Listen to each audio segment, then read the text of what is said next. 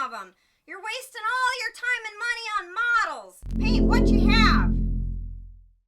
Hello, everyone, and welcome to Model Club TV, episode 105. 105. I'm Jason Walker, my lovely co-host, Scott Johansson. Are you lovely this evening, sir? I am. We are recording, what is today? The 26th of November. You will be seeing this on the 30th of November.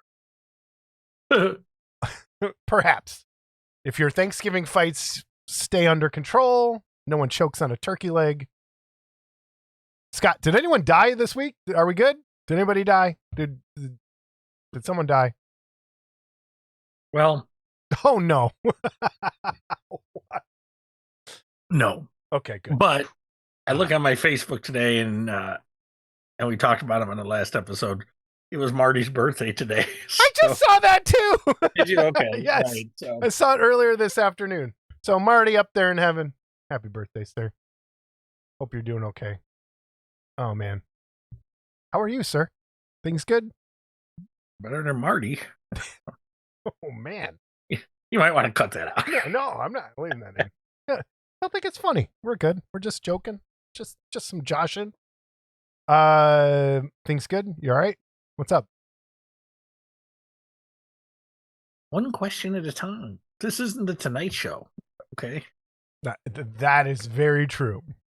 Very true. It's probably better. We are better than the Tonight Show. I should be on the Tonight Show. How are things? Things are getting cold here in the Chicago area. Yeah, it's going to be in the 20s tomorrow, I saw. I think my last group of leaves are coming down. Yeah. And let's see what else. I think that's it. Oh, great. That's exciting. I've Wow. been achy though. Have you been achy? I've been sick still. I can't shake this. So I have been achy. Yes. Thanks for finally asking. But of course it had something to do with you. So yeah. Like, shouldn't it? All right, everybody. We are here. Episode 105. We're up to like 1,700, 580? What? Ridiculous. Does that get us more money? We have a ton. We have giveaways coming, everybody. We have giveaways coming. The Christmas live episode. What? Do you have them all? I only have the... I have gotten an influx in the last couple days of things. In what? An influx. Oh, I was going to say, that only took 5 minutes. So we will be giving those away. I think we're going to have like a big giveaway extravaganza on the holiday show, on the live December 30th holiday show, second annual. Third annual? Did we do it before? We're going to have any pop-in guests? I don't know. We haven't figured that out yet. We're playing it by ear. So we're going to have a lot of giveaways that show. I think that's it as far as nuts and bolts go. Except you have just a few days left. You have 1 day left when this comes out to get your entries for the fantastic plastic resin and vinyl holiday contest. Get your model entries in over there. I'll put the link down below. We will be judging. The first episode in December will be a strictly dedicated to the entries of that contest and showing off what people put in there. When we judge this contest, yeah, I'm already worried. Yes. are we? See, this is what's got me worried. So yeah. we're picking by what we think is the best job. Are we picking what we think is our favorite? I think we're going to have to work that out between us and work that out with Avram. So, okay. Anybody that wants to message me and send me some money, okay, I'll see what I can do. Okay. I can be bought. I'm not cheap, but I can be bought. Okay. So awesome. We'll be judging that. It's going to be exciting. I'm nervous because I know people. I don't like making people upset, and well, sometimes not when it comes to painting stuff. What? You know me and the internet. I like to argue. Again, my voice is. You like to argue off the internet too. Yeah, that's true. Valid. Very valid. I'm still right here, sick. I can't get rid of it. Everybody's still sick over here. What? Your face hurts? killing you. I got something going on too. Oh, you got a lot going on. What happened? You got a black eye? No, but it's kind of red right there. I don't know if you can see it or not. Oh, that's skin cancer, man. I'm wondering if I don't have shingles or something because it's kind of hurt? itchy. Shingles hurt. No. Well, no, but it itches quite a bit. This is the most old man. We're done. All right. Yeah. Well, I'm having some anal leakage.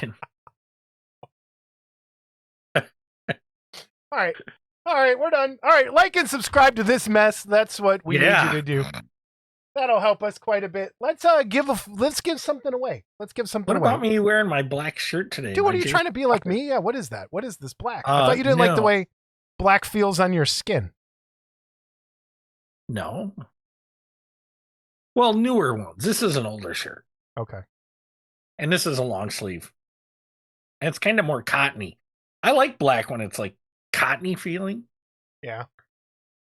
Don't even go there. You're racist. Fuck. I didn't say anything. You were implying. Oh my God. When they get soft. Okay. I just realized what you said. Oh my God. Well, anyway. No, I this probably won't make it. But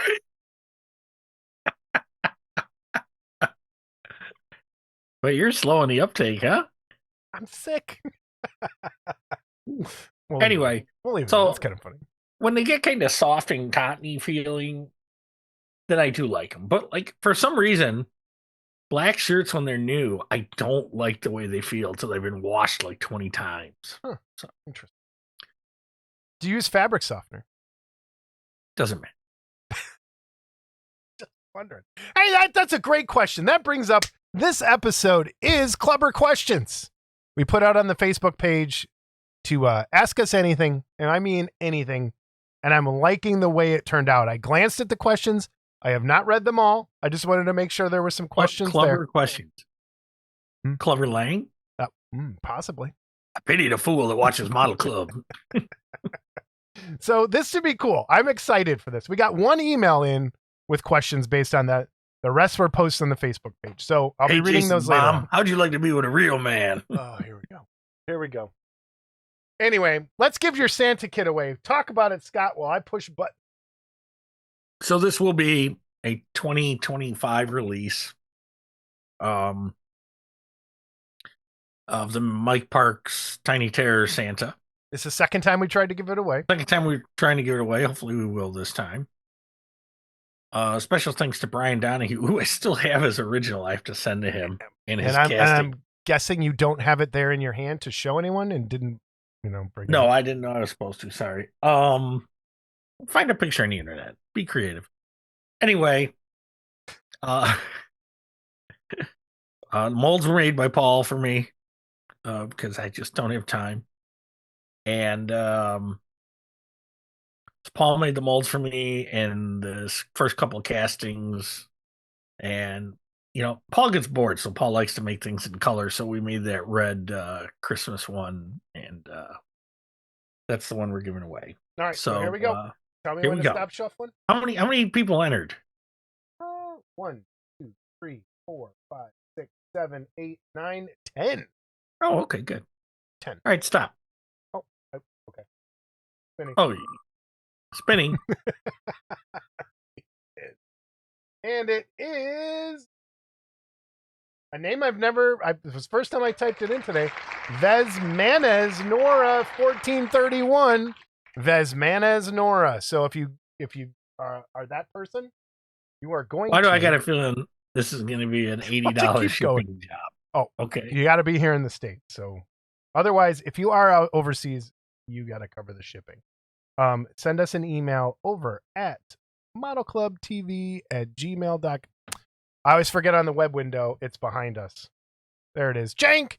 modelclubtv@gmail.com. And if you want to send us a voicemail, it is 708-816-4299.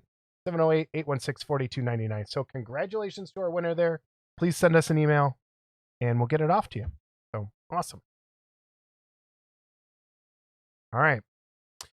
We're going to give something else away I didn't know about until today.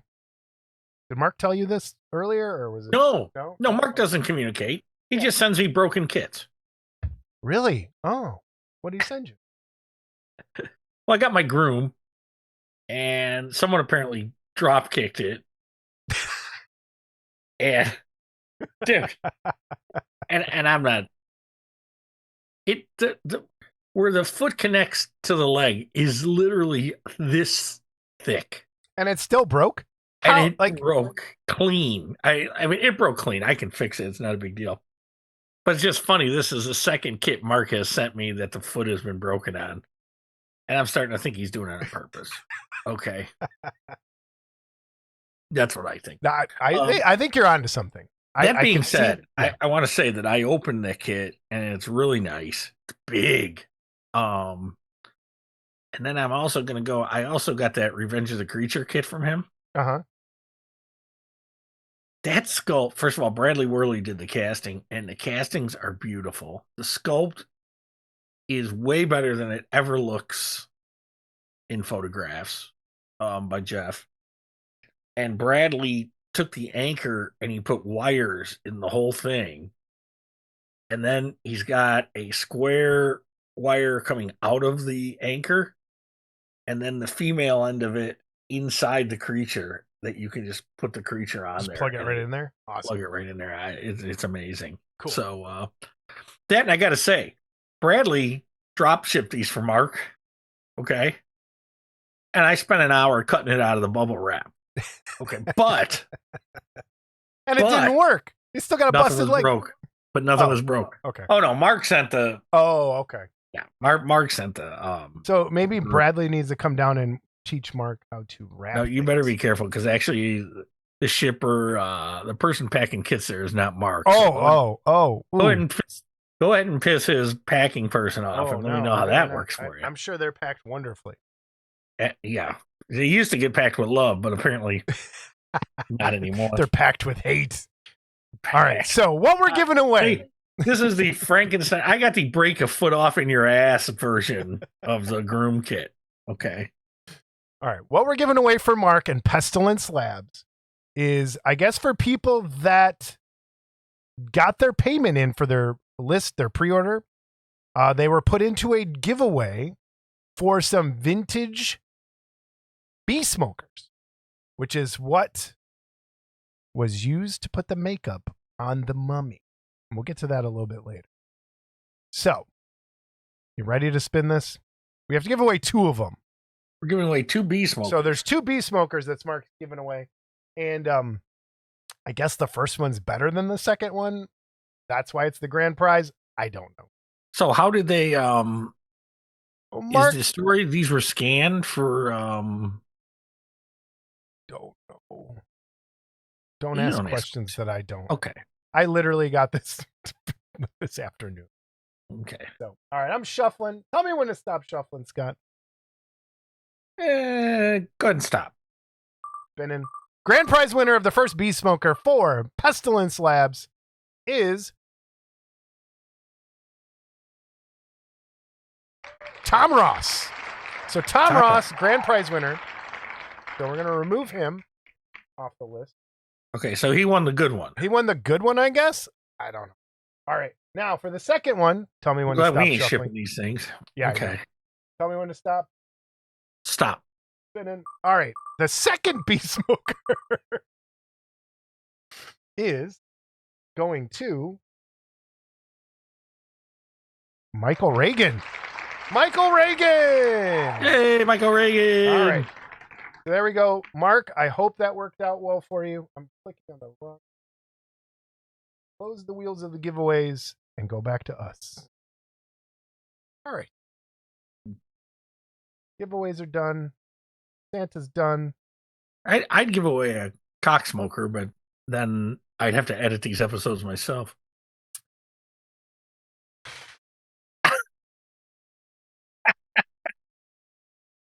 Are you okay there? No. I didn't even check my web window. Let's check it. Does it work? Nope, of course not. Look at our beautiful turkey, everybody. Let me just put this thick. Okay, first of all, the word beautiful and turkey should never go together. Wait a minute. You don't like turkey? I didn't say that. Oh. But as an animal, a turkey is an ugly animal. Yeah, they're pretty gross. They're pretty You gross. know. Most animals are gross. That's like saying like handsome Jason. Okay, no. You got a weak jawline. All right, real quick from IAMCO. This is what they were talking about. Karloff and Pierce 2. 1/6 scale resin model kit sculpted by Jeff Yeager, painted by who, Scott? Rick Lindy. Rick Lindy. And he's in the process of getting numbers 21 and 40 shipped out over the Thanksgiving weekend, packed up and ready to go. So if you're waiting for yours, they're on the way. And well done. Great release from IAMCO. Well done, gentlemen. All right. And gentle lady. Here's a close-up of the bee smoker. Do we want to look at that? Isn't this exciting? We've come to posting pictures of antiques. That stupid show. Technically, we're both antiques. Yeah. I know.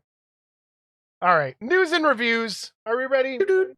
News and reviews. So first up, we have Just in Time for Christmas from Nostalgic Resin Productions presents INS Porter and Buffalo Gale Christmas tree ornaments, $14 shipped.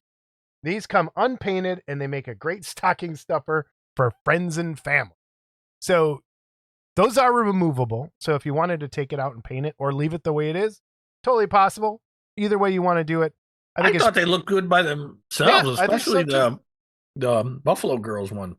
And this is a great idea. Again, this is where 3D printing comes in to do amazing things.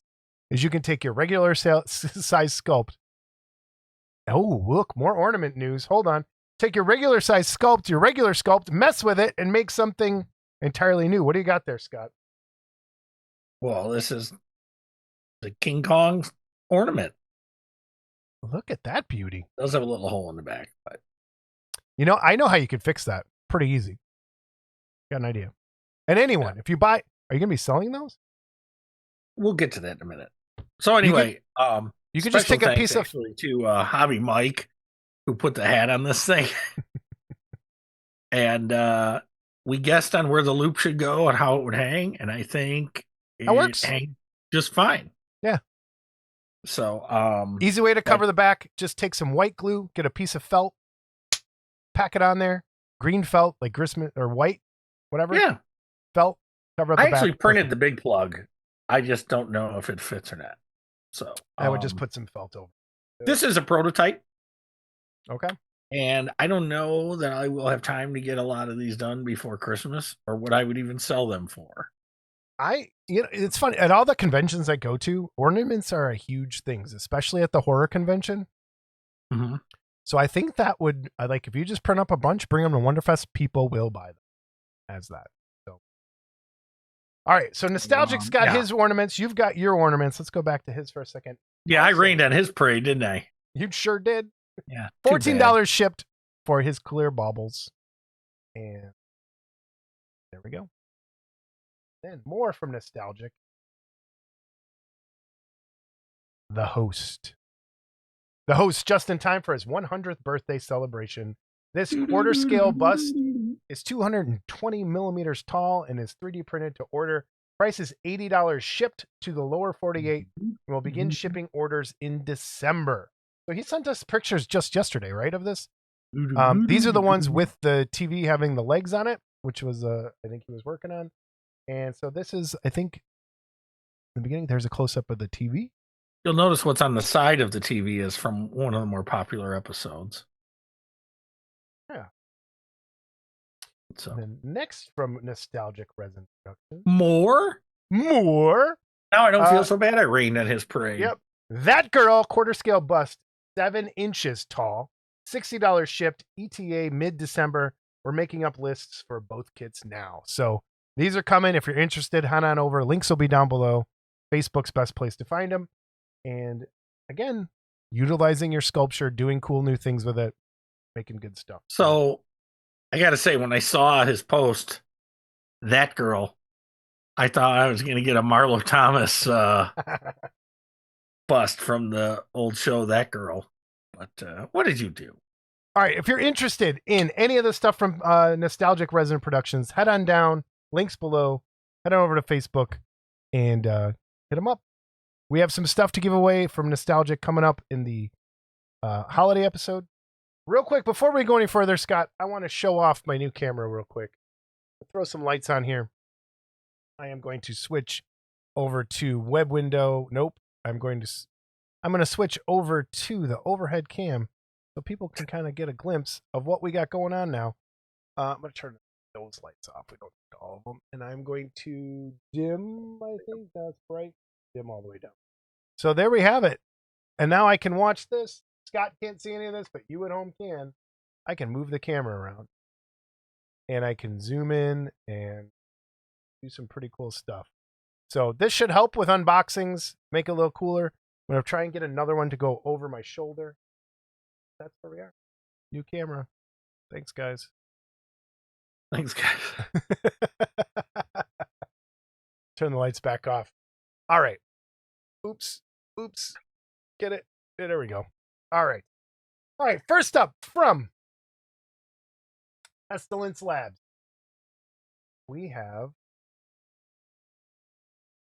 They Live bust, approximately quarter scale, measures 6 inches tall, sculpted by Michael Berglund. Should be available in December. Base may be resin cast, while the head and hand will likely be solid 3D prints. Price range probably between $50 and $60. Excellent. Nice little piece. Good job, Mike. It's a great little sculpture. Love it. And What's funny is Scott still hasn't seen this movie. I know a secret about You do? that. Yeah. What's the secret? I know a secret that Are you allowed to tell the secret? no, of course I'm not. But I know what piece that they kind of modified to make that piece. So. Oh. Could that be a trivia question? No. Oh. Because it's another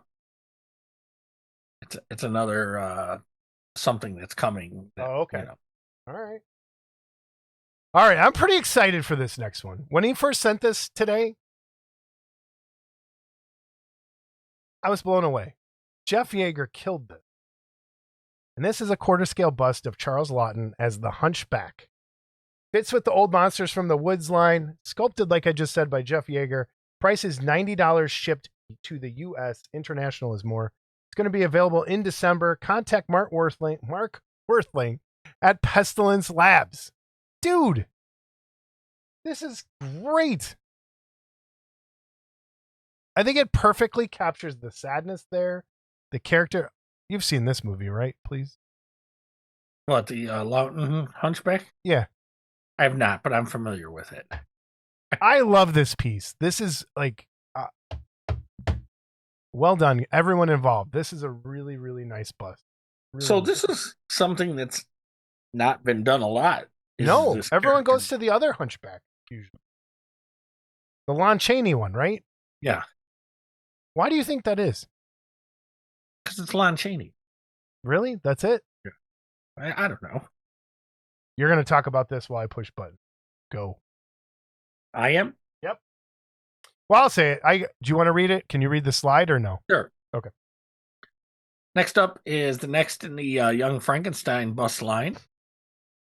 Quarter scale bust of Inspector Kemp from Young Frankenstein. It's the 5th installment of their Young Frankenstein line, sculpted by Jeff Yeager. Price is $130, shipped to the U.S. International is a little more. Monocle planned to be cast in clear and included fine chain to attach. Comes with 3D printed darts to stick to Kemp's arm. Also comes with a screen accurate dartboard with stand to display next to your bust. Will be available in December. Contact Mark again from Pestilence Labs. So Jeff knocked this out of the park, man. Yes. Very much so. And I'm sure the dartboard was Mr. Berglund. But yeah. It Wow. is really I think we're both nice. sitting here like kind of slack jawed because it's really nice. And I keep looking at it. The likeness is awesome. Well I done, like everybody. the idea too. Yeah. Keep this line coming. There's so many good pieces in there. So many good pieces. So heads up, everybody. New one coming for all you fans. All right. Then from our pals over at Stan Arts. Stan Arts. I'm not going to name the names here. People, I think you know why. We have a half scale and quarter scale available in both. So half scale, person that lives in the sand from a movie where they have wars Happened a in the long time ago. stars. Yeah, a long time ago. This bust is a highly detailed 3D printed model kit, measures approximately 14 inches tall when complete. That's for the half scale. David's primary focus with this project was to try and capture the likeness of the Raider played by Peter Diamond in the original war movie. He was the one that attacked a dude and was featured in most of the movie's stills. He had a distinctive look. Yes. Yeah. He had a distinctive look / head shape that I always liked and wanted to capture it in my sculpt.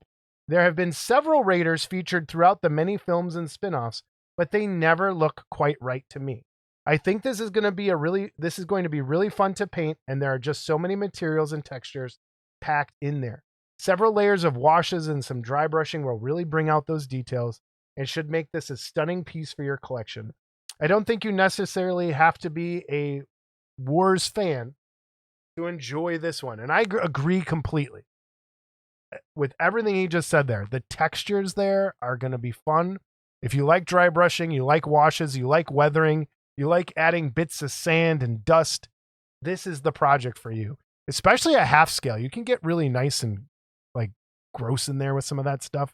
Quarter scale is great too. The prices are for the half scale, it's $175, and for the quarter scale, $110, which again, Stan Arts people, super reasonable in their prices for what you get. And let's help them out, guys. This is a great piece. Yeah, we've said it a million times, great people. Great people. But I just keep looking at what I'm amazed. David's one of those guys that sculpted traditionally and now has moved on to digital too and embraced it. So that's cool. And this guy always scared me in the movie. When he pops up, like you just did that's scary. You never saw anything like that in a movie. Kind of cool. So, well, I hope this does well for Stan Arts. Links down below. Head on over there and he'll be there. So I'm going to get more details on this next one here in a second when we give one away. We have one coming in the mail, but we have Tremors. I can't believe this hasn't been done before. I was like, what? No one done the two main characters from Tremors? We've seen the Graboids quite a bit, but we never saw the characters really. There might have been a Kevin Bacon a long time ago, but I don't remember ever seeing both of these guys in a two-figure kit like this before. So fans of Tremors, this is for you. I think this is an amazing thing right from Just Paint It. And he has another, when it comes, I think there's another sneak peek of the next Warriors kit coming as well. So this will probably go in our holiday giveaway pile. But again, head on over to Just Paint It, YouTube and Facebook if you're interested in this. It's a great. What are they calling this? Rock, paper, scissors, right? Is that what it is? Okay. Yeah, I believe so. Because he didn't. I went and grabbed pictures real quick because I knew he was sending stuff. We'll probably talk about it more in the next episode when we get one. But man, cool piece. And I'm afraid to even ask. Scott, have you seen Tremors? You mean like when my dog's shaking when she's sleeping? No, I mean like the movie. Oh no. What? No, I know I movie shame you a lot. But Tremors? All I'm going to say is this. Okay. I'm on a Friday night Discord type of thing. Yeah. With a bunch of guys, Steve Sutton, Gil, Hobby Mike. There's a few other guys, Tommy, Josh. There's a few other guys that pop in and out. And I was not the only one that hadn't seen Tremors. I'm just saying. Really? So I remember seeing it in the theater. get off my ass, okay? But I'm gonna implore you, please watch Tremors. I think you would really like it. Actually, it's funny. It's not like your straight up just horror movie. It's really good. It's one, I think, top 20 horror movies, monster movies. It's more of a monster movie than a horror movie, and I love a good monster movie. So I watch it. You are a good monster movie. All right, we have your buddy up. You talk.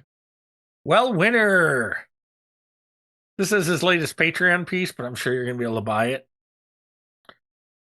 However, I would just join the Patreon and get it because it's cheaper probably than buying it. This is the Mean Machine to continue on with his Wacky Racers line. And this thing is awesome. And for those of you that can print and clear, he does have the bubble windows as pieces. But you don't need to put them on. As you can see, just kind of by looking at the render, you can get away without having them. I looked at the pieces. I got this and I downloaded it and I looked at all the pieces and I was like, I'm amazed at the way this kid engineers stuff. Okay, so I took all the pieces and I put them into 3D Builder and it just bam, put this thing together like nothing. I mean, it was just like bam. But yeah, I mean, it's engineered great. The only issue I had was the Dick Dastardly mustache is going to be a pain in the ass printing. Yeah. Depends how big you do this. But again, man, this kid, he's got 2 more to go. And he's done them Crimson all. Hay Baler and the Compact Pussycat. And then what's next here? What is this dog? Whoa. So he's already done. This is Precious Pup. And he's already done Precious Pup, but Precious Pup was on the motorcycle with the granny character. Mm-hmm. And this is Precious Pup just by himself. And, Precious Pup kind of laughed like Muttley. He was actually a precursor to Muttley's laugh, I think. So I don't know if, and I brought this up last episode, and I don't know if people can see it because it's kind of a fuzzy. You grabbed this from a story, I'm guessing. Yeah. To paint these solid color, black outlines, and it gives you that instant cartoon look. You don't have to do much more than that. That's a cool piece. And we have Natty Ramos. Natty Ramos, these are her December Patreon pieces. We have the Grinch and Max and Cindy Lou Who. Yeah. And Garfield and Odie. Cool. So those are her Christmas pieces. Some holiday themed stuff. Stuff. Patreon. Holiday. Whatever. Awesome. Yeah. Then I have, this is from Ina over at Dyklick Heart. And this is a really cool piece. I just sent one out the door to somebody. If you're interested, it's Fright Night 2. And I think it's 130 shipped if you're interested. And I can print them as we go. It's ready to go. All I have to do is press print. So really cool piece. And it turns out really nice. The fangs are a little long. But it's kind of whatchamacallit, necklace or whatever she's holding. The necklace is a separate piece. So I have that printed separate. She has some really dangly earrings that are a bit fiddly. And I was able to fix one with some resin. But the necklace prints fine, and it attaches to her hand with 2 little spots, so it is a little bit delicate in areas, especially her 2 front fangs, because they're really long fangs for a vampire. They're not kind of short and stubbly, but I got them to work. So I don't know if you can see this one, it's kind of far away, but there's my print. And man, really, really, really nice piece from Ina over at Dyklick Art. So I'll link down to her Patreon down below if you want to join it and print it for yourself. If you'd like one, I have it for you. Now, this thing, Scott, is from CA3D this month coming. And it's Obelisk, an asterisk, right? Who is that? It's a cartoon character, comic strip, right? Wait, what? I thought for sure this was going to be up your alley. That's why I picked it. I have no idea who it is. What? Hold on. We're pausing. Okay. There we go. All right. Oh, I'm seeing it, but no, I don't recognize it. Okay, so I just show that. I just had to bring a picture. This is what it's based on. I thought for sure Scott would know what this was because it has that kind of, to me, the comic strippy kind of look. So to I've the seen cartoon. the smaller guy. Yeah. I've seen people do the smaller guy, but So I'm the not smaller guy familiar. was like the main, I thought was like the main guy of the show. And I don't know. Anyway, I think this is awesome. Like a realistic, still kind of cartoony look to it. And I cannot wait to print this and paint it because this is, the base is super detailed and it's such a cool piece. It's so ridiculous and over the top. So once I get prices figured out, if someone's interested, let me know. I do have the vampire ready to go, but this one I'm going to be printing right away. There's some really cool stuff this month. There's a Sue Storm coming this month and some other stuff. So check out CA3D, everybody. They do great work over there, and I couldn't be happier with some of the stuff they got coming this month. As opposed to some of the other patrons getting kind of, I ended up leaving one just because of money stuff, but anyway. All right. So let's do Workbench because this is really where this belongs. Let's do Workbench. We haven't done Workbench in a while. Scott's got something to Workbench. I do. So, one of my clients, and I should, I put the picture up here. I got it. Yep. Okay. I printed this well piece for someone, Wally the Walrus, but it didn't come with a base. And so I asked the client if he wanted a base, and he says, yeah, if I could do one. There was your mistake. Yes, it was. And well, I thought he'd just want a simple disc. This is a big piece though. Okay. So like that long ways that measures like was it 8 inches? Okay. By like 5. So I didn't want to do an 8-inch circle because that's huge. Okay. Yeah. So he said, no, you can make a rectangle. So So I started playing in Tinkercad because, I had talked to you about that. And I started importing fonts and trying to add names, and which, as you can see, I was able to do. And I found this fun font. I'm impressed by a complete knob. Like, I'm impressed here. I really am. And I have some questions. Okay. So Wally Walrus was a font, and then you typed it in? Yes. Okay. And then the Curse of the Werewolf thing. Was that an image so or a font? I'm going to show these. These I made. Let me get to you. All right. Okay. These I made, and I was just playing with this. Okay. And I just picked Curse of the Werewolf because there's no reason. Right. And so I put in Curse of the Werewolf logo, and I found these logos. Okay. And I was able to import these on Tinkercad into a square. Now, there's probably an easier way to do this, but when I did it, I made the rectangle and then these 4 edges separate. Okay. And just put them together. And then I dropped the So this is what everyone else has probably been doing all along, and we're just catching up. Okay. So it was just a JPEG file that was the logo? Yes, but what you have to do is remove the background? Import it as an SVG file. SVG. Okay. But there's a zillion converters online that you can convert a font to SVG or a whatever. And then once you do that, I have a feeling I'm going to see a Jason's mom nameplate in the future. So no, that's cool, man. I'm glad you're playing around with that. So this is just me playing around. These aren't for sale or anything. Yeah. These are just me playing around. That's awesome. But and like I made them super thin, and they kind of warped a little bit in the curing process. And then the nice thing is when you tip these, you got all your supports are in the back. Yeah. Okay. So there's nothing, a little sanding on the edges, and you're done. But you can see the light coming through them when I hold it a certain right here. Really thin. Yeah. So it's thin. I think it's only an eighth of an inch thin. Which you can easily thicken up in Tinkercad. So. Yeah, it's really easy to do shapes. And That's stuff in awesome. Tinkercad. I can So- let me do a workbench. So the Wally Walrus, again, the same thing. I just found a font that I thought was kind of appropriate for the character, and I did it. It's a big print, so you're going to ask me, how'd you cure that?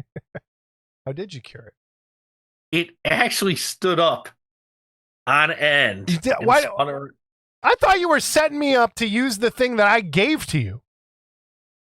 What's that? The clear picture frame stand that I made to hold bases? No. You know what I do with that? What, are you using it to hold up something? Yeah. See that Batman thing behind the Dark Knight statue? No. We Okay. can't see any of that in the way that this is framed. Okay. You're gonna mess up How your about camera. now? Oh, yeah. Okay. Okay, so see that standy thing behind it? Yeah. I used to just have that leaning against the wall. Now it's... You ungrateful Well, that's what that son was of a- for. That was to use to hold up bases in the curing machine. It's made out of clear filament, so the light will shine through it. Couldn't you print me another one? Oh my god!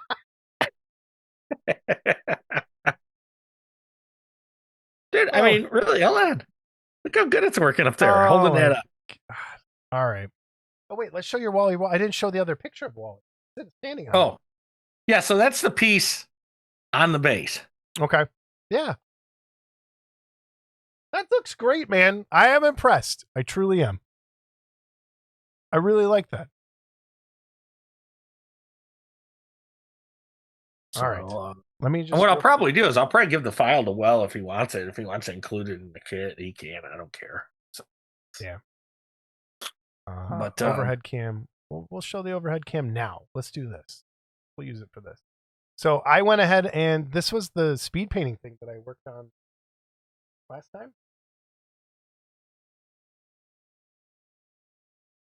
Zoom out. I think I can zoom in even further, but I'll hold it up. That's just the speed paint. It's too bright, actually. I have a little bit more touch up to do, but it's turning out cool. Show me. This is total of probably 10 minutes worth of work, 15 minutes worth of work. I want to see. Show me. All right. Oh, okay. That does look good. Yeah.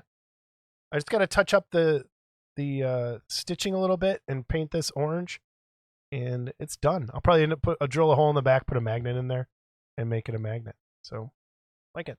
And my mummy's coming along, and I know that people are like, it doesn't look like mummy, but I want my mummy to look like a mummy. And one side's going to be really dark, one side's going to be really light, like the light shining on them. So, still working on my mummy for a long time. I've been working on your mummy for a while. Little spank. All right.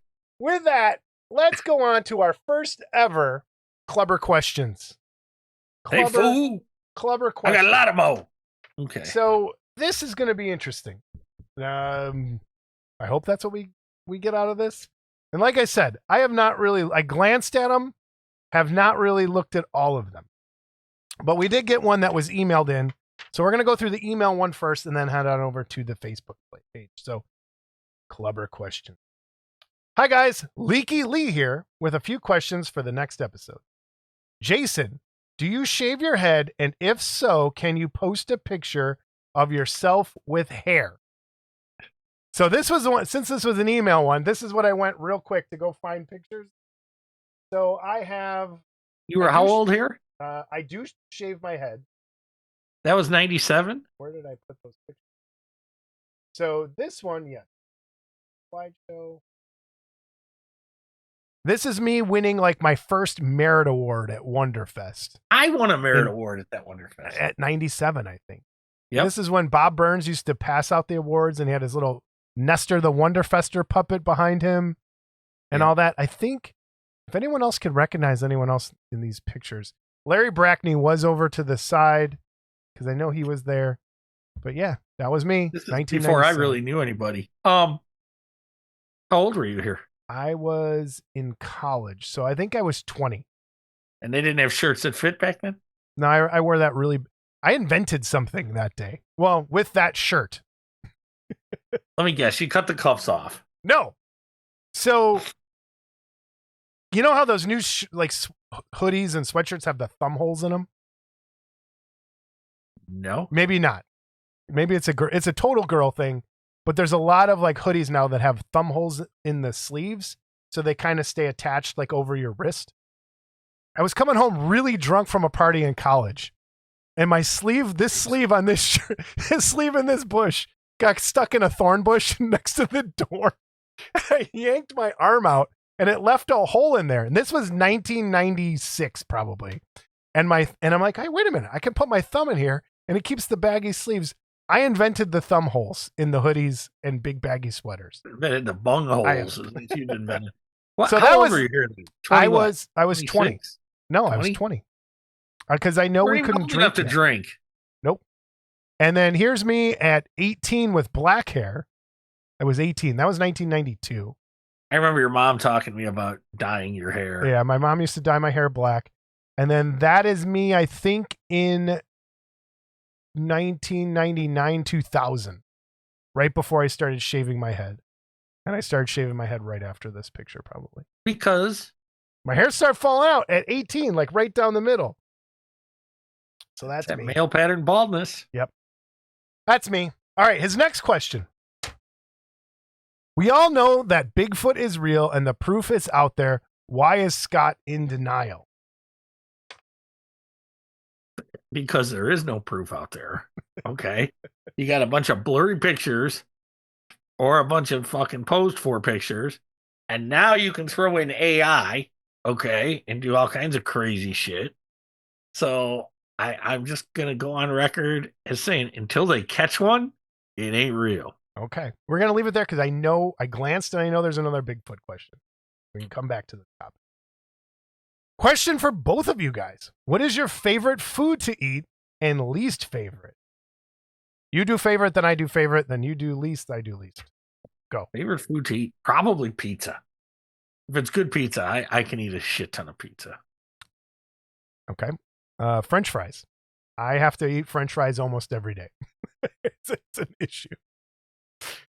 Which comes with a gallon of ketchup. I go through so much ketchup. Oh, no, don't put ketchup on French fries. No, oh, God. Man. All right. And your least favorite food, Scott? Pickles. Pickles? Pickles. Really? Pickles and mustard. They're tied. Dude, I would rather be prison raped than eat pickles and mustard. Okay. I knew this was going to be fun. Okay. The worst nightmare would be a foot that had pickled toes with mustard on them. Okay. Sculptors. Get to it. All right. Mine is onions. I despise onions.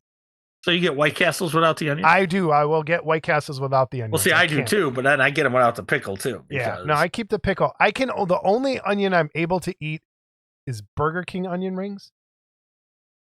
Because it doesn't really taste like an onion. But I've boycotted Burger King. I haven't had it in 2 years. So yeah, onions. Hate onions. The worst. So I want to go back to pickles. I can't even get a pizza that's half onion. Because it taints the other side. Or like a knife that cut it. I agree with you. All right, my wife gets onions on her pizza. She's got to get a whole pizza. She's got to get her own. Yeah, she does. But a couple of weeks ago, there was one onion on one piece of my pizza, and it ruins that whole piece. It ruined that whole piece of pizza. Yep. Even though I took it off, it's like, it juices in. And that's where I'm going to go with the pickle thing. Okay. Everyone says, just take the pickle off your plate. No, the fucking pickle jizz or whatever you want to fucking call it. Okay. Gets on everything. And your French fries taste like pickles. If you have a bun there, everything tastes like pickles. I agree. I don't like pickles. Have you ever tried the vinegar, salt and vinegar chips? No. That all the girls eat? No.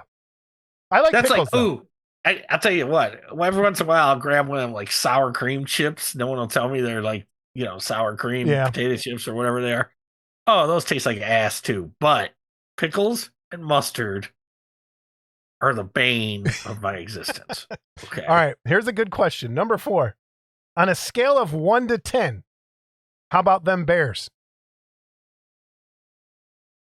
-89. Wait, no, you got to do this in the super fans voice. Bears. Yeah, that would be a negative 89 Bears. minus Ditka. Negative Ditka. 400 plus 10 dead dickas. Yeah. 10 dead dickas and 2 Peytons rolling over in their Bears, graves. 85 Bears versus 2024 Bears. Versus Godzilla. Who wins, 85 Scott? Bears, 3,095. Current Bears, 0. Yeah. Okay. I don't even watch football anymore. I gave up, but I hear things. And well, I will say this. Brutal. This last weekend, they were down 10 points with they were down 11 points with 2 minutes to go, and they scored a touchdown. And they then scored a touchdown. Holy cow! They scored a touchdown, and they got the 2-point conversion. So now they're down 3. They do the onside kick. Now they've got new rules with the onside kick. Kickoffs are so stupid in the NFL now. Okay, I don't know if you've watched a game. No, I haven't watched a single. Oh, okay. Nothing. If you watch a kickoff, you're going to go, "What the hell is going on?" So no one in the league has recovered an onside kick this year. Well, the Bears got lucky and recovered the onside kick. They threw 1 or 2 passes downfield. They got in field goal range, killed the clock with 3 seconds to go, kicked the game-tying field goal. And I was like, well, that's pretty cool. And then they blew it in overtime and lost. So it's just when they get everybody's hopes up and they just yank them out. All right, Bears have sucked. Okay. It's bad. You know about the honey bear curse, right? Yes. There you go. It's like the billy goat for the but Cubs. that was broken. So, well, good. And it took what? 60, 70 years? So maybe Super Bowl 85, 86, the Bears might be good again. Who knows? I'm not counting on it. The ownership sucks. Chicago teams are owned by idiots. And I always tell people, if you live here, get secondary teams because... And what you do, tell everybody your secondary team. If they're not a fan of the show, they don't know who it is. Well, I have a couple. I have the New England Patriots, which was nice to have for a secondary team for the last. That sounds like years. A bandwagon team, if you ask me. Like that is I feel like winning. Whatever. I liked them since the 70s. Steve Grogan, Sam Bam Cunningham. Anybody that watched football back then will say, "Yes, God, I remember those guys." So there you go. And then the Raiders. I always liked the Raiders back then. Ken Stabler, the Snake, and John Madden. I've reached my sports overload. We're done. I can't take it. Now, as far as baseball, I don't really have what I would call a secondary team, but we're both White Sox fans, and we know what happened this year. Well, I like all team Chicago teams. I love the Cubs too, but it's what's wrong with you? No, you what? I like both teams. No, I'm not talking to you about it. I'm by baseball. I go both ways. That's how you get your ass kicked around here. You can't. No. Yeah, which is stupid. No, it's not stupid. It is stupid. It's just like New York. Pick a side, fence sitter. Pick a side, you little baby. Stop it. Pick a side. All right. So we're going to move on to the questions that are on the Facebook page, and I'm going to read them off my phone. Pick your mom's backside is what I'll pick. So they don't ding the whole time while we're doing this. So what was posted here? I'm going to read them all. Might take us a little while to get through it, but I think there's some really good stuff in here. So okay. All right. And if I miss one, it's because I screwed up. I'm going to hit like as I go to try and keep track. All right. Question number 1 from Jeff Lamott. I was thinking, would it be possible for Wonderfest to switch to a non-judged format? It could still charge entry fees, and it might make the event more enjoyable for everyone. Some car contests have done this and had amazing turnouts. I don't understand. It's not a contest then, right? It's just a display thing? Yeah.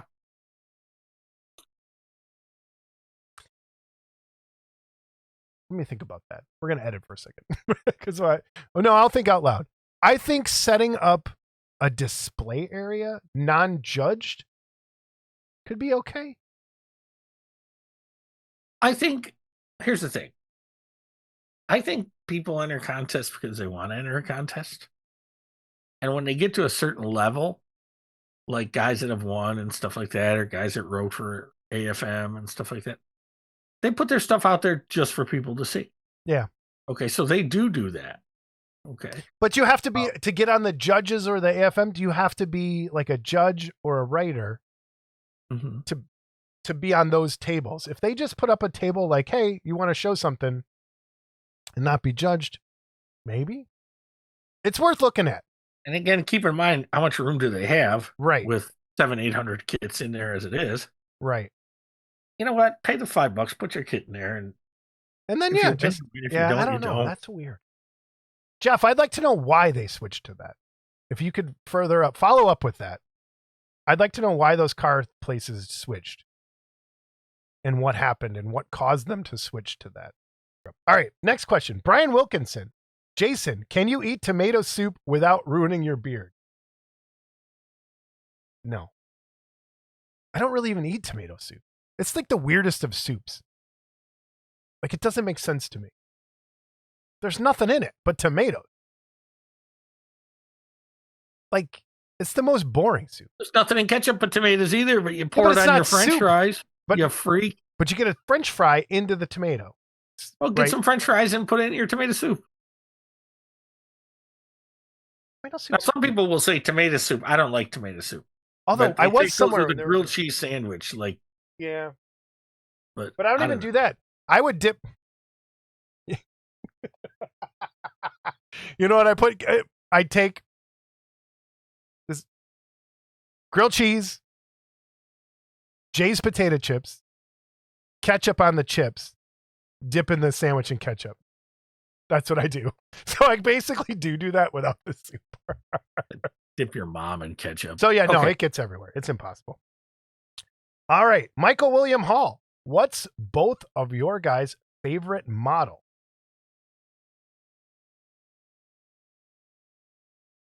Do we want to go model? Do we want to go by category, styrene? I think all of them. What is your favorite? So if I had to save one model. You had to save one model. Yeah, what's your favorite? Not based on rarity or anything else, huh? All right. We have to think for some of these. So we are going to be pausing and coming back. Horizon Joker. Interesting. The first one. So you're talking your favorite. Oh, so you're not even thinking of build-ups. You're thinking of just. I'm thinking build-ups. Like, what would I save? Horizon Joker. Well, again, it's just a personal favorite of mine. Yeah, it is a great. Yes, it's. You know, it's funny, and this will bring up a story from this past week. My operation in progress. Yeah, my operation in progress. Which is once again an operation. It is now in progress again. Thanks for your clumsiness. So it's sitting high up on a shelf towards the back. What a great place. I have a Bluetooth speaker. Scott, I go to call Scott. I flip off the Bluetooth speaker, and it shook the shelf, and it must have been loose, and it fell about 5 feet down. Luckily, I have the foam padding all over my floor in here for like the workout rooms that I put in, which has been a lifesaver. For anyone who go to Harbor Freight, get those workout squares and put them in your modeling room. I have saved a bunch of 3D prints from, I think, breaking from that bouncing off of there. I've also noticed, since I drop stuff a lot, that if you kind of catch it with your foot before it hits the ground to lessen the blow, Why don't you drop your X-Acto knife, see if it sticks in there. But anyway, so I went to kick it, and as it hits the ground, Scott picks up the phone. And I go, no! Screaming in the phone. I'm like, what is wrong with you? As I watch it hit the ground and bust into 10, all the arms and legs broke off. The 1 foot broke at the ankle, just like yours. But I think that's my favorite kit I think that's my favorite. The way you picked up the phone, too, like when I answered the phone, I heard no. I thought Jamie had you strapped down to the table, sodomizing you with a cucumber or something. All right. I think that's my favorite. There's another question in here. I think that'll come back to this. All right. Right. I borrow. What is your favorite choice for glue And what's your favorite applicator? Glue for getting high or glue for... I will start with my least favorite. And this has hold on. No, the Bob Smith Industries CA glue. This one actually, I look for this one specifically because it has this better lid on it. Mm-hmm. But the ones with like the purple lids, yeah, I hate those. Oh, you waste the entire bottle of glue because it ends up. And they dry up stuff. quick. And it dries out quick. I hate it. So where do you get those? So this one was at Hobbytown today when I was driving around. There was only one bottle that had this kind of lid. My favorite is from Creature Caster. This Beast Bond. And it's probably the same as the Bob Smith glue, but it always has this twist on with the little needle in the top. But go back to the Bob Smith glue. You know what? Hold on. I'm going to get my other Bob Smith. Hang on. Ooh, ow. Oh, man. That looked really painful.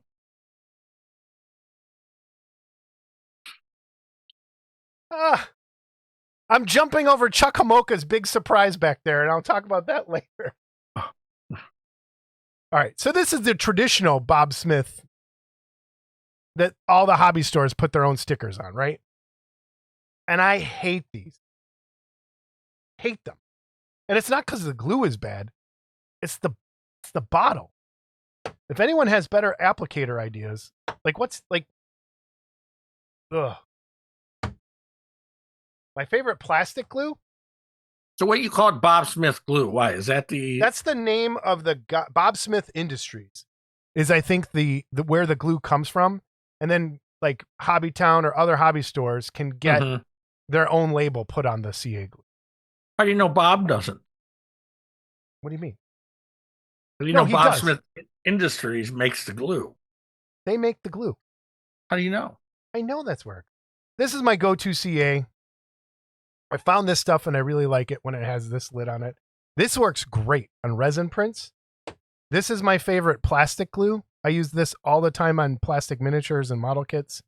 The Plastrux plastic molder that has just like the little brush in there. Love that stuff. I bet that stuff smells. It smells awesome. So I'm looking up Bob Smith here. BSI Industry. BSI Industry. Bob Smith Industry. Yeah, I hate those lids. I wonder how you... I always end up like doing this. And then you get super glue in your mouth. Or I end up taking this. I wish you got some super glue. I have. I got it on my tongue before. And then I'll take this or I'll have to cut this and plier it. Yeah. It's the worst. I've had to take pliers to those. Yeah. But what I've also noticed is once you open them, after 2 or 3 months, they're rock solid. So now, what's your question? I have heard you could put them in the fridge and they'll last longer. I have heard that too. So Roy's question, what's your favorite glue? Do you have a go-to? So the Bob Smith glue, I like the medium one. The thin just goes everywhere. Thin's too thin. Yep. Okay. So I like the medium thick. This glue. Is medium gap filling. Yeah. Yep. Of that type of glue. I haven't tried the Plastrux because I haven't built a plastic kit in forever, but I would try it on that. Yeah. All right, next question. Michael Berglund. Hold on. Sorry. Just so you know. You can buy the Pocket CA cap from Bob Smith Industries for 75 cents a piece. Because I think I have a bag of these caps, but then I always forget to put them on. All right, next question from Michael Berglund. 1/6 or 1/8? 1/6. Originally 1/6. I lean more towards 1/8 now for space issues. But I think I look at it and go, I'm old and I can't see, so I think 1/6. I think it's a better like size. Like it looks better on your shelf. If you're into model kit, 1/6, but 1/8 now just because of size stuff and space issues. All right, James Downing. What was the first figure kit you remember building? First one that I built? Yes. And if we're talking, all right, Land of the Giants snake scene. If we count are we counting dinosaur models? Sure. It's not That really was my figures. second one that I ever built. Was an old, I was thinking it was Pyro, maybe or Lindbergh. I don't know. It was purple. It was a Triceratops. Mine was the Dimetrodon. I have it. That plastic monogram. I think when I was a kid, it used to be Aurora, one of those. My first actual figure model, though, was Screamin' Pinhead. Wow. Yeah. I built Aurora kits like crazy back in the day. So what had happened? Well, no, is, that's not true. I mean, that's the first one I built as like I'm going to, because I did the Superman as a kid with my dad. And I remember having to rubber band the brick wall. So maybe that's it. That would be my actual first figure. Yeah. So when I first started getting Aurora kits, my dad worked nights. And so he would come home from work and build them for me, and they'd be built in the morning. So it's not like something we did together. And I remember I would tell him, don't glue it to the base because I want to play with the figure. Okay.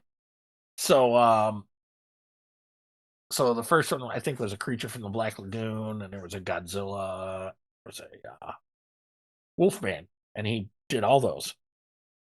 And so as a gift one year, somebody gave me, and this we're talking early on now. We're talking early 70s, maybe 1970. Someone gave me a Land of the Giant Snake and a dinosaur kit. And I really didn't care that much about them, but I wanted to build them. So my mom finally let me use the glue because, everyone was getting high and blowing their brains out with the glue. And she finally let me use the glue and put together this Land of the Giant Snake scene. So I just put it together just to put it together. It's not a kit I wanted or anything. Yeah. And then I did that. And then I was like, oh, let me try this Triceratops. Or I might have done the Triceratops first. I don't know. It was purple. I remember that. It was purple plastic. And so I did that. And then after that, my dad never had to build another kit for me. I built them all after that. That's awesome. All right, next question. David Horvath. Is there a favorite movie the two of you actually agree on? I know it. I know this one. We were just talking about it. We were? Yep. Pulp Fiction. Yeah. Because that was on your top 10 list when we did our top 10 movies. It's one of my favorite movies, and I think we both agree on that. I think there's movies we agree on. Like Raiders of the Lost Ark is one of my favorites back in the day. And I think we can both agree on that one. But is it in my favorites list? It's good. But we don't need to argue today. I think Pulp Fiction, we can take that from your favorites list. It was in your top 10. It's right there for me. It's up there. Some of the best. Marcellus Wallace crossing the streets, one of the greatest scenes. Yeah. All right. No, that's good. If I saw you crossing the street, I'd probably run you. I know you would. All right, from Jerry Frade.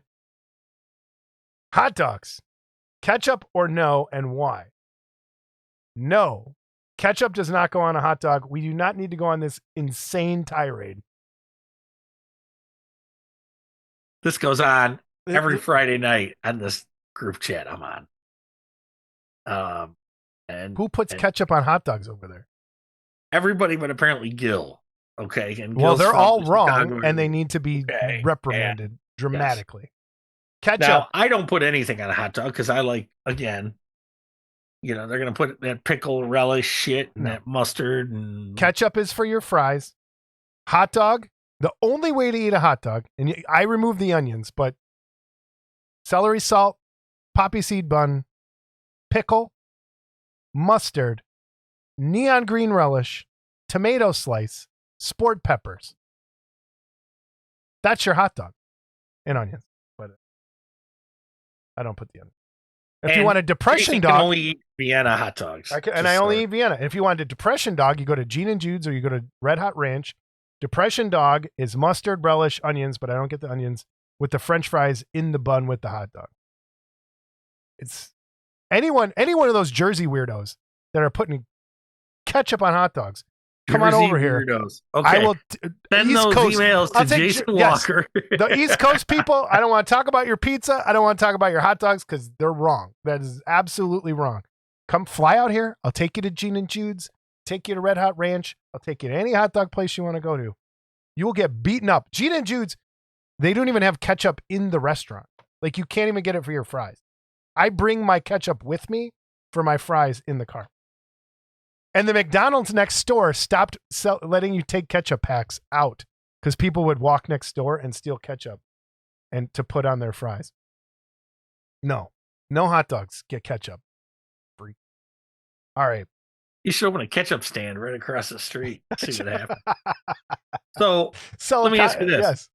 Yeah, let me just piggyback this question a little bit. All right. What kind of ketchup? Heinz. Okay. Heinz, but now I gotta look. I get the Heinz, the more natural one with less sugar. I've been doing so, kind of cut down. So Heinz is the only ketchup I'll eat on anything. If I do use ketchup, dude, I don't even. We go through when me and my brother were growing up, the giant bottle of ketchup a week. I go through one of those every 2 weeks, probably. I got someone for Christmas once bought me the pump. Like the big pump for restaurants. I was done with it in a month. Like, yes, in a month it was gone. It's like, so I'm just a Heinz ketchup guy as well, and I put ketchup on scrambled eggs. Yes. Okay, and I used to go to this restaurant, and all of a sudden we go there, and they got this rolled gold shit or whatever. Rolled gold's not bad, but it's not Heinz. It's ass. It's better Del than Monte. Hunt's. I can stomach. Okay, but and I don't even know if they make Del Monte anymore. But I've never seen Gold is ass ketchup. It's not. I would take that over Hunt's.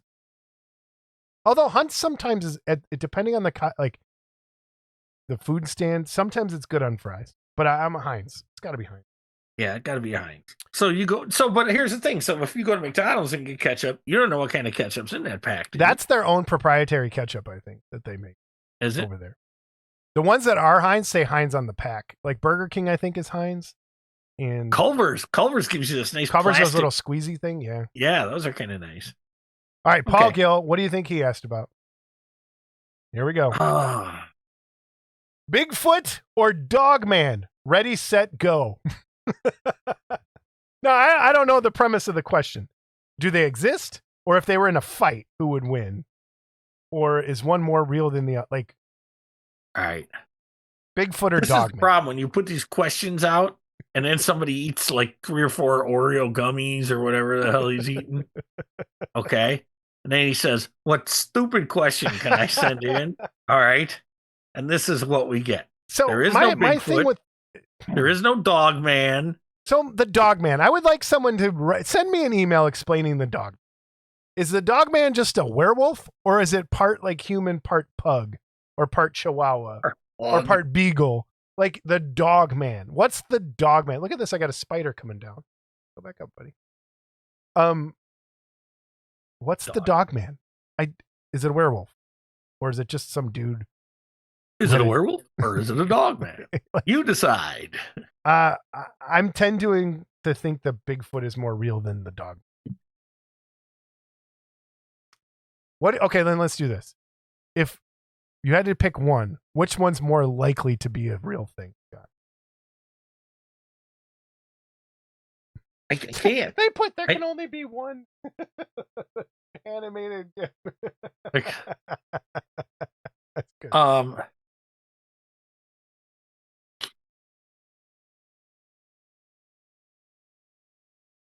See, to me, Dogman would be some deranged human that's just all right.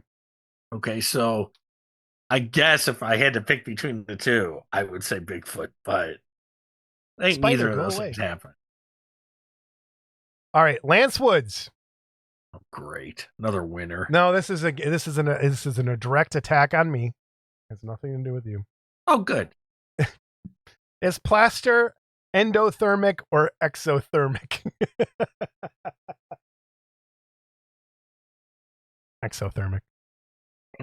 Well, we'll leave it at that. Everyone has heard the story. Go back and find the episode. You are never going to live that one down. In which the plaster burning my arm took place. Go find that episode. If someone knows what episode number, that's a good trivia question. What episode? You had friends with you when that happened, right? I had a girlfriend with me when that happened. Okay. And she wasn't laughing hysterically at you? No, she was freaking out because my arm was cooking. I would have laughed at you still. And the fire department's in the... It was bad. It was bad. All right, Jim Capone. What was your most satisfying build, the most difficult? Well, he's asking the wrong person. That Yeah, I question. know. I was going to say, my most satisfying build, I think the one I'm most proud of, and it broke when I moved and it needs to be fixed, was my Azami that I did for AFM. It was either that or the Pumpkinhead I did for AFM. I think it's the Azami because it was the first one that like it kind of worked out in my head the right way. And I like the way the composition worked, the figure worked. I think go back, it's in one of those AFMs a long time ago. I think the most difficult was that Inaleg spawn. Trying to get that vinyl kit to work and that cape.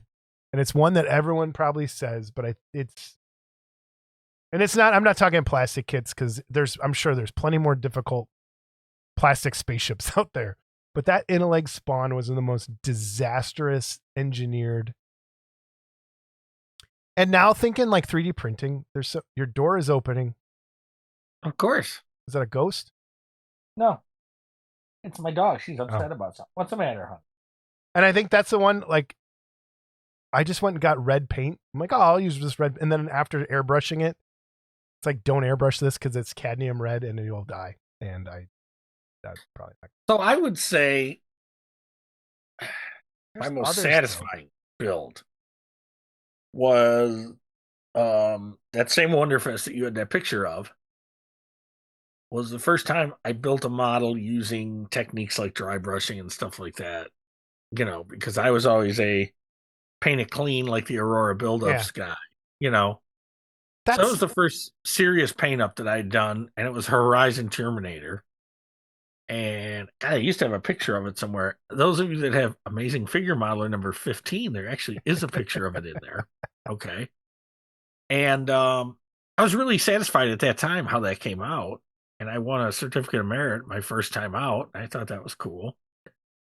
And so that was pretty satisfying build. As far as a hard build, I did a Polar Lights Mummy's Chariot for a friend of mine. And what a pain in the ass. Those are pain in the ass. It's a styrene kit.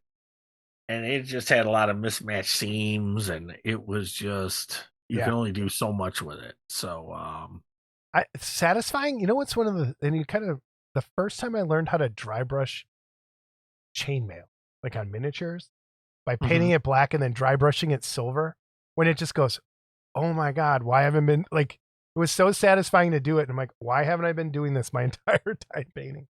Man. All right, up next, Ross Waddell. I'll bite. How did you and Scott meet and become friends?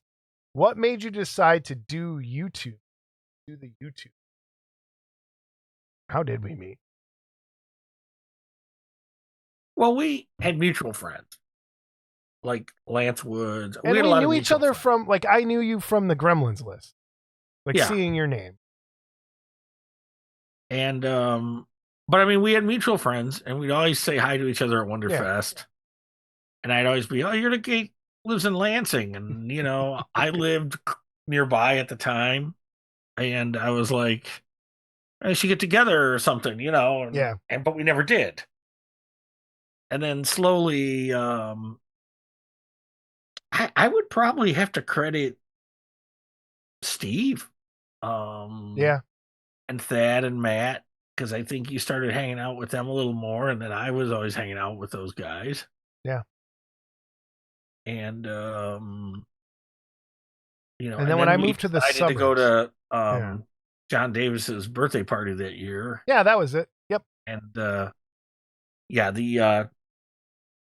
drunkest I've ever seen anybody still be able to stand up birthday party of John Davis. Yeah, and he's gonna watch it. He's gonna say, "You jag off, you mentioned me." So, but then after that, so we started hanging out more, and then the podcast idea. It was always kicking around in my head. And then Wonderfest not happening that one year, it was like, oh, here's an opportunity to try it. And I thought it worked well. And I'm like, well, Let's try and do it. And I think it was even more. I think it was more you and Steve that wanted to do it than me. I like didn't know what the hell I was doing. You know. And like I said, I brought you on as the history expert because your knowledge of this is vast. Yeah, and who knew I would be the talent? Yeah, well, I did. That's why I picked you. So yeah, I think that kind of answered that. All right, from Jesse Garcia. Oh no. What is the 19 here we go. 19,768th position of pi? My answer is apple. Yours is, do you know math? I don't know. I can't remember how to do pi. Give me that again. 19. Wait, I lost my question. 19768 position of pi. You want to work on that while I read the next question? Yeah. Okay. All right. From Raymond LeGrant. Okay, here's a serious one before this gets out of hand. It's out of hand now. Yeah. Which of your stash will be larger in a year? Your Garage Kit one or your 3D print files one? Easily. I have more 3D print files than I do Garage Kit. Hands down. And that shelf is packed. My garage is packed. But I have way more files than I do kits at this point. You? Probably not. Man, I've got a lot, but probably still more Garage Kits. Yeah. I think the Patreons where I get like 20 gigs of stuff a month, yeah. No, that's kind of, I think, where we're at. Good question. Joe Bello. This one's to you, Scott. You still doing math? You want me to pause? I don't even know what to do with this. So we have Jesse, good one. We have no idea how to work the pi. 19768. What is the 19768 position of pi? It's too hard. Jesse, you win. I can't. And it's derailing. Scott is going to never let it go. Ooh, there's a good question. All right, we got it. Math. Why would you throw math in here? Wants to know what position that is? Yeah. Or what number is that position? I'm thinking that. 19768 occurs at position 211,807. All right. This string occurs 2,048 times in the first 200 million digits of pi. If that's not the answer, I don't give a shit. Okay. All right. All right. From Joe Bello. When will Scott build and paint a kit? It's a great question, Joe. I wish I could answer it. Soon, maybe, because there's a thing going on that I might be part of. So, all right. From Michael Berglund again. If it takes 1.5 chickens, 1.5 hours to lay 1.5 eggs, how many pancakes does it take to shingle a doghouse? Give me your answer in feet. I would say 375. Correct. All right. From Derek Conlon. Here's a question for you. If there was a GK Hall of Fame, what kits would be your 3 inaugural inductee?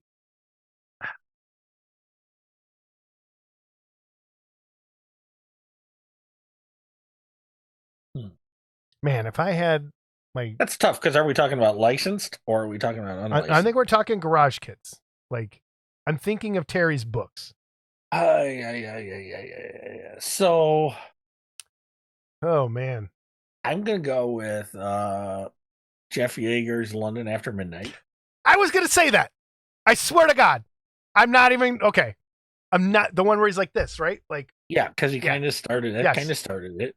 I was going to say that in exactly. the U.S. Yes. Okay.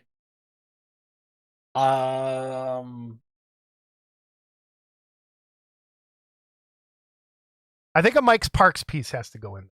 Yeah, I was thinking the A Mike tiny Parks Terry. Cyclops that he did for George for Geometric to start Geometric off. I think would and again we're talking inaugural, Yes. things that got the ball rolling. And I'll tell you, one of the first ones, and I'm not saying there weren't others, but one of the first ones that I saw that really started to raise the bar. And you know what? Not only the Jaeger London After Midnight, but the Curse of the Werewolf from Jaeger. Because I remember seeing that for the first time going, I love the Aurora kits, but that's really nice. Like, so I'm going to switch from the London After Midnight to the Curse of the Werewolf. Okay. Jaeger. I would go London After Midnight, but then I would go the Cyclops from Mike Parks that he did for Geometric. And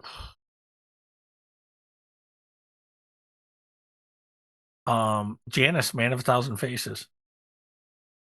Because that really took and raised the bar. I think those are good answers. Okay. Yes. And because I was gonna say it had to be a Janus something. And I think out of all the Janus ones, that's the one that captures Janus the most. It's the most Janus kit. Like when you think of Janus, that's when you think of, I think. So it would be that one. Now, I'll give an honorable mention. Everyone's going to go, oh my God.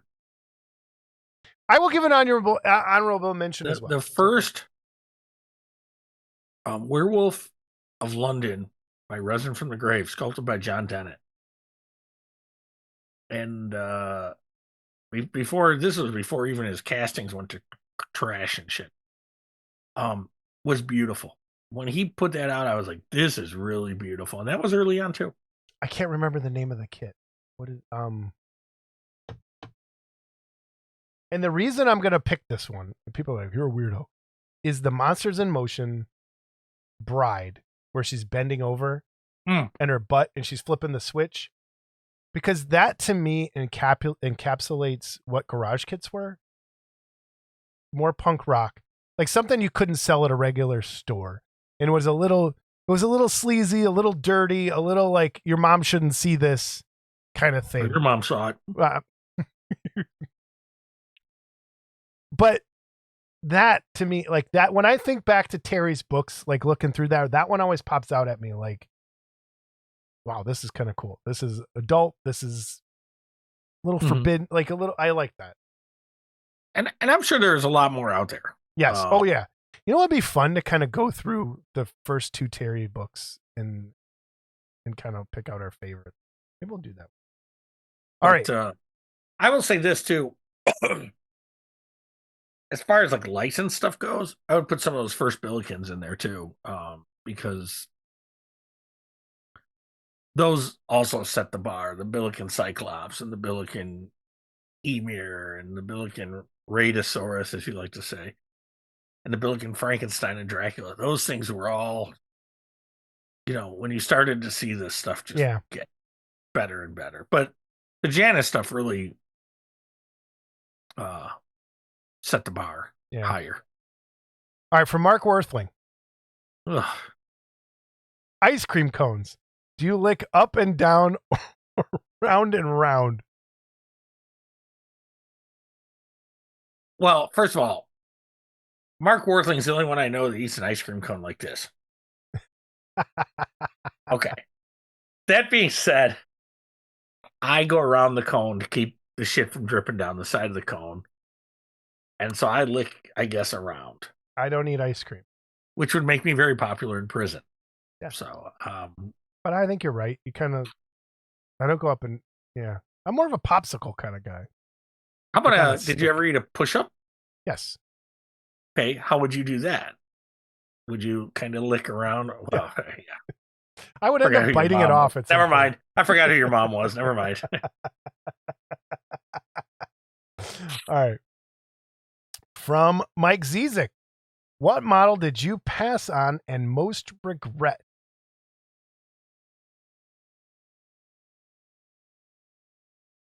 It's still out there. Go. Isn't that Godzilla? Yes. Yeah, twisting Godzilla that's still out there. Still twisting in the wind. Explain which one that is. Kyoto 1/100th 62 Godzilla. Yeah. Pretty much anything else I ever passed on, I was able to come back and get. Yeah. So I don't have a lot of. I have more regret. I have more regrets on not passing on things, but selling something, which was the future Fat Frog robot. I should have never sold that thing, and I'm mad that I did. But in terms of passing on kits, like I said, I think most of them that I did what like passed on that Rick Cantu fish. The fish, and now I got it. I think like most of them I've been able to pick up. Like I had the Hogan's Bones Apocalypse guy, and I was mad, and I ended up with that, and then I resold it. I wish I would have. My biggest regrets are selling things to try and pay rent at some point way back when. Or to finance a trip to Wonderfest or something. Yeah, totally. If I had to go with a regret, it would be selling all my Aurora kits when I did. Yeah. Because those would still be cool to have, but whatever. Thank God for polar lights. That's all I can say. All right, Mitchell McCown. Did Adam and Eve have belly buttons? No. Probably not. No. Because when you take DNA from another planet and you start cloning people down here, you really don't need it. Well, no, then maybe they would, because if they have a false... Hey, let's go through this. So if you're taking DNA from another... if you're creating humans on Earth... Okay. If you're creating humans on Earth from DNA samples somewhere else, you have to clone them or create them from something, and you have to have a fake womb somewhere. So, yes, they would have had belly button. Sure. Because that fake womb would have had to have an umbilical cord, and they would have had to get nutrients to those fetuses somehow. You know, you're the first person I ever met that can put Adam and Eve in some kind of science fiction. Let's. I got one for you.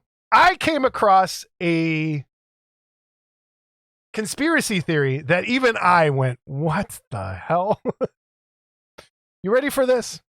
I can't wait. This is a good one. And if anyone has heard this theory... I hope Paul's listening. I hope, yes, please. If anyone else has heard this, chime in. Morgan Freeman is actually Jimi Hendrix.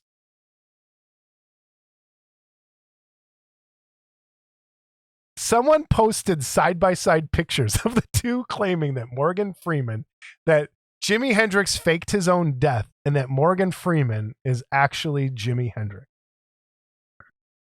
They have moles that apparently match on their face or something, and he's been dating like Jimi Hendrix's ex or something. Like it's the same woman. I don't know. Look into it, people. AI is going to destroy things. That's all I'm going to say. All right. Raymond LeGrant Jr. What is the meaning of life? Scott, what's the meaning of life to you?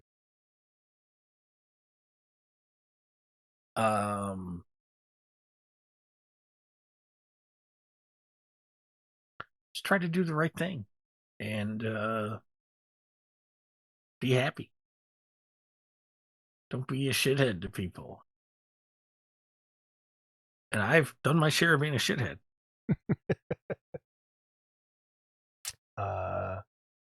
My answer, life is meaningless. And the meaning of it is to try and figure it out. And just like you said, do the right thing. There's no meaning to any of it. Years or so. Yeah. Took me 60 years and a cancer scare. So to me, like I said, life is like, if you believe in infinite universes, life has no meaning when there's infinite possibilities. So you just kind of got to make the best of what you got and be happy and love those around you. That's the meaning of life to me. So it's not to crush your enemies, see them driven before you, and hear. That's one of them. That's in there, though. That's it. Oh, okay, all right. A lot of people said 42. All right, we have 2 questions left, it looks like. It's like a Karnak gig. It's like everyone's applauding right now. From Jeremy Blakely. Why is there such a divide between mini painters and larger format mob? Even the 70 millimeter guys and the 1/8 people, kind of the closest together, aren't really friendly. Why has the two communities drawn a line in the sand? I don't know.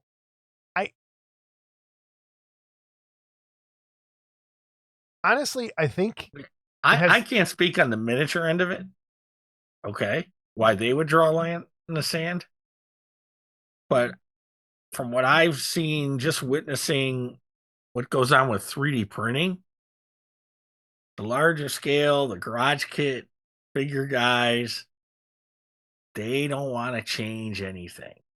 Okay. And they don't want to, they're in their own little box, and that's where they want to stay. And they don't want anything different or anything new. And it's a shame. And what opened my eyes is when we went to that hobby expo and I saw all that beautiful work, and I was like, wow, okay. And then I posted something and I got lambasted for it. Yeah. You know, oh, there's talented guys in the garage kit hobby. That's not what I was saying. I was saying we need to step up our game. If you can take something this big and paint it like some of these guys I've seen paint this big, that's amazing. Yeah. I think what originally why there is that divide is subject matter. Garage kit guys have that set thing, whereas miniature painters and smaller guys are either military or fantasy. Whereas we tend to be more movie related. And so when you don't have those offered in that size, they don't lean to that direction. I think when you start to get a little more mixture of scales in subject matters, you're going to see a little bit of a switch. But I think you're right. People are just kind of set in their ways. I don't know. And a lot of the garage kit guys spawned off of Aurora model kits. Okay. So you were more of an exception. You came in off of Dungeons and Dragons and miniatures, but then you were aware of the Auroras because you had what was it, an uncle that had them? Yeah, my uncle. You know, so you were aware of them. So you kind of went into both, you know, but it's a lot of people didn't see. A lot of those people were born, you know. It's gonna go right back to Scuzz Fink stuff and his nostalgia thing. So correct me if I'm wrong. Dungeons and Dragons started 70s, very late 70s, early 80s, mid 70s, late 70s. Yeah, but it really got popular in the early 80s, 70s, late 70s, early 80s. Yeah. Okay.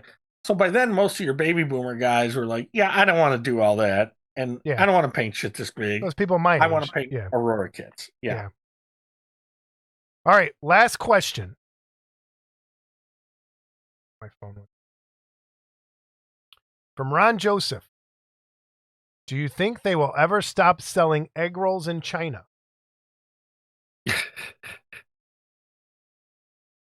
My question is, do they sell egg rolls in China? They have to, right? Or is that something we've perpetuated here? Maybe. I don't know. I don't think they will ever stop selling egg rolls anywhere. Period. Because they've now taken the egg roll. I never want an egg roll. You've never had an egg roll? No.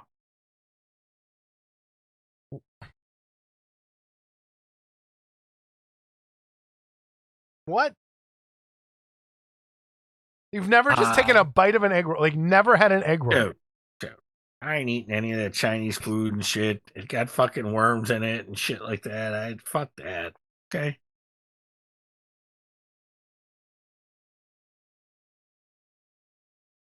I mean...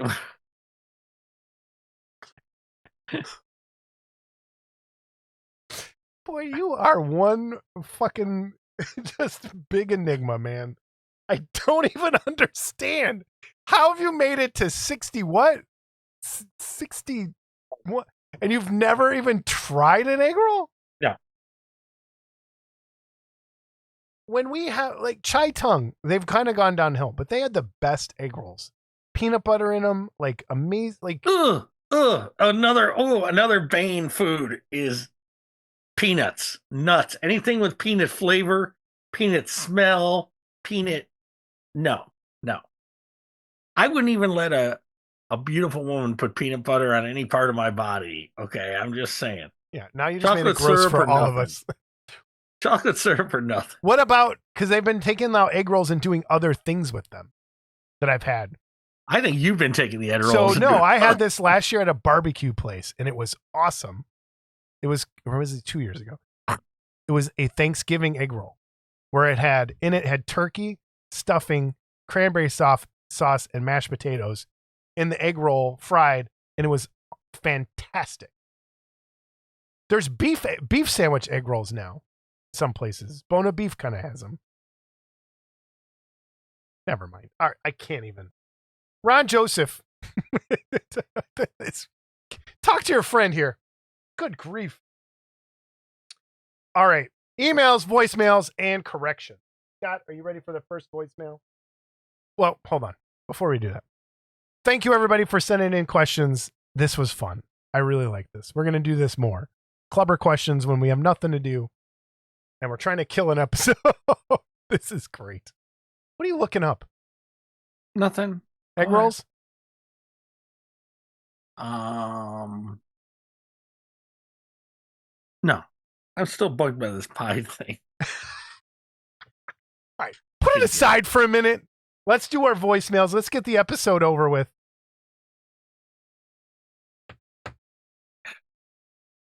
Are you ready to mute your computer? Oh, hold on. I gotta get there. Fucking pie. Voicemails. All right, I'm gonna mute. All right, here we go. Voicemail. Are you gonna do them all at once, and then are we gonna? I'll stop in between. Okay. Here we go. This is Duck Yu from China. Speaking of egg rolls, we did not play. Okay, you better put a racist. Can we even play that one? I don't even know if we can play that one. Oh my god! I think we're gonna have to. Scuzzfink, I know that's you. Whoever is our same. I don't think we can play the impression of the Chinese person.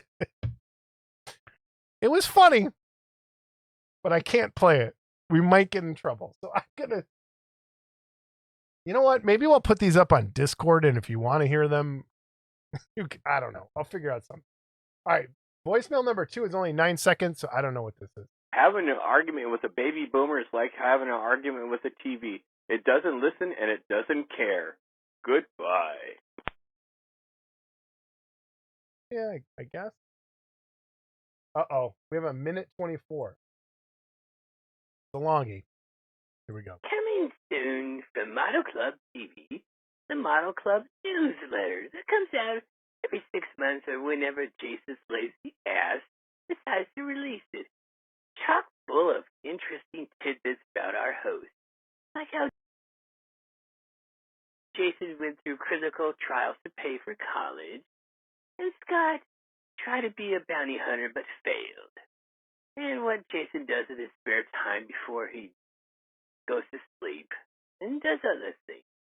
And why they're still into model kids from the 50s, 60s, Scott Johansson baby boomer. Yes, his newsletter's chock full of interesting things, facts, and all kinds of things from the past. Why Terry Webb doesn't want to be on their podcast anymore. And where is John Tucky? All sorts of fun stuff like that. So first, subscribe to the Model Club newsletter. They'll get a free thing from Jason, a car wash for a year from him, or wash your windows at your house for free for a whole year, since he has nothing but spare time on his hands.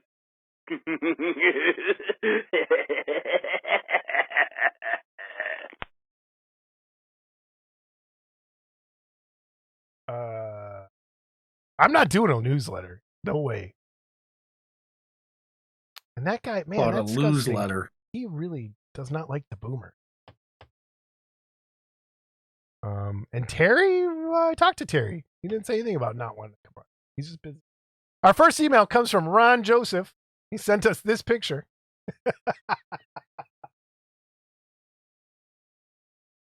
Scott, we should race. We got to find out where this is and go there and race down the slide together. My fat ass would get stuck in that slide. Like, what is this? I don't know. It's ridiculous. It's so ridiculous. I don't know. It's almost as bad as the Dino De Laurentiis Kong. Okay. All right. Let's do some emails. I got some to read. And thanks for sticking with us, everybody, today. Here we go. From Mike Ziamba. Hello, Jason and Scott. In one of your recent episodes, you discussed primers, but you did not discuss any of the primers put out by Rust-Oleum and other brands found at big box stores. Am I missing something with these primers compared to the ones you discussed? Is there really that much of a difference in primers? And then there's another paragraph here. Yeah, kinda. You can totally get away with using like Home Depot primer or Rust-Oleum or any of that stuff. For me, it just tends to go on a little thicker than it should sometimes. Whereas, especially like primers like Tamiya are formulated to be very fine and not grainy and put out a perfectly smooth finish. So if you find one that works for you, great. I would not like, they're cheap, they're easy, but sometimes for me, the dry time and the stickiness are made more for not hobby related things where you're not really worried about your finish as much. So I don't think there's anything bad with them. You just have to find one that I think works best for you. Scott, thoughts? Primers? I don't do it enough to have a good thought, but I do agree with you. I think the primers that are formulated for figure modeling, be it miniatures or whatever, are not going to go on as thick as a boxed Rust-Oleum or something like that. Now, what those boxed primers are good for is filament prints, because you're trying to fill some of those lines that you see anyway. So they do help with that. I will say too, though, if I'm not mistaken, wasn't there an automotive primer that was really good for a while that they I like it for some things. It's Duplicolor. Duplicolor, yeah. That's good stuff because it goes on really fine too. Okay. Yeah. It just, that one for me has a longer dry time than like Tamiya dries and Mr. Surfacer. They both dry super quick. And those new Monument Hobbies primers dry super fast too. Like they're just awesome. All right, on another note, I know Jason does a lot of work with miniatures, and I'm wondering if he is familiar with a line put out by Mythicos Studio. This is a shop near me here in New Jersey, and they are big into miniatures and carry all of the paint brands we use. Their line is known as Mythic Earth. They design and print all of their miniatures. I have taken a number of my painted pieces into the shop to show them what is available outside the miniature. While the owner is open to carrying some of the garage kits, he would need to get them at wholesale price, which he has not been able to find. I mentioned this to the two of you at Wonderfest as to whether or not you knew of any producers who would sell at wholesale prices, and you couldn't come up with any. If you could mention this to the viewers of Model Club TV, maybe something will surface in this area. If not, no worries. Thanks, Mike. So, thoughts on wholesale? I think it's, correct me if I'm wrong, which you always do. Most of our guys can just make their money selling straight out themselves. So discounting to a wholesale, like to do wholesale prices is I don't think they'd not, I'm sure someone would be up for it. I think to sell anything at a wholesale price, to sell to someone at a wholesale price, you're selling a very large quantity. And for a garage kit producer to be able to take and sell that quantity of stuff, it's probably a question better answered by somebody like Jesse or Ken at Badger or something, because it's, guys like you and I, who has the time to sit and fill orders to that extent and build up a a customer base to sell that many. So it'd be nice, but Yeah. it's- I agree. If someone knows, please email us. Talk to us about that. Let us know an answer to that. So thanks for the questions, Mike. All right. This is from Blake Burrows. Oh, my buddy. I thought you would get, you two guys, let me start over. I thought you guys would get a kick out of seeing these. Let me put this up. I bought these from a small company here in St. Louis. It's F&M Printables. They're about 5 inches tall and they sell for $10 each. Raw or stained dark ones for $15. There is 6 in the set and they are incredibly well done in whimsical cartoon style. Included the woman's contact information in case you or anyone may be interested. I'll go back to that for a second. fmprintables@gmail.com. The Spinosaurus comes with a small fish skeleton and the 2 others come with small bones to put in their jaws. And they all stand on their own. If you buy all 6 together, I think that you get them for $8 each. Very well done and fantastic price. So these are really cool. And for those of you who don't know FDM printing, there is a ton of stuff like this out there for FDM, like animals, skeletons, toys. I like them. Yeah, and they're really fun. And they're great to just make for kids in the family and give them away. They're really cool stuff. So if anyone's interested in these, fmprintables@gmail.com. All right. And again, I've printed probably 4 or 5 of these and given them away. Yeah, those are awesome. And, it comes off the printer like this. I don't have to do anything. And it comes off the printer this way. You don't have to snap anything together. It's so. All right. And our final email, Scott, in this kind of a long episode. First, this is from Chuck Homolka. Chuck is one of our longtime viewers who sends us really cool stuff email-wise. And so he sent me a message on Facebook the other day. He's like, hey, I got something to send you. Give me your address. So I did. And yesterday I got home. And there was a box here from Chuck that cost $55 to ship. Chuck, thank you for that, first of all, because that's ridiculous. Here's the box.